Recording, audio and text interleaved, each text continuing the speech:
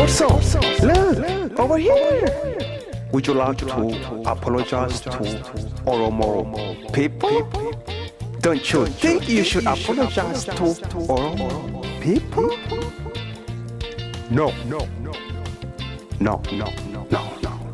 Why should I apologize to Oromo people? Tekure. So, think about Bedele beer.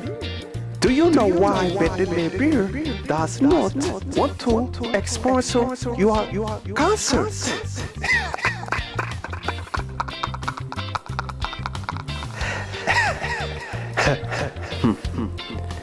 Do you know why?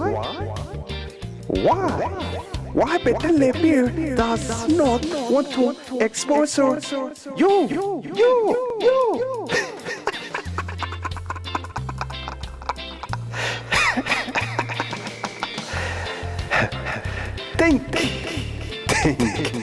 Think about it. Is it because something you have said about Millennium 2 and Holy War? So, now, would you like to apologize?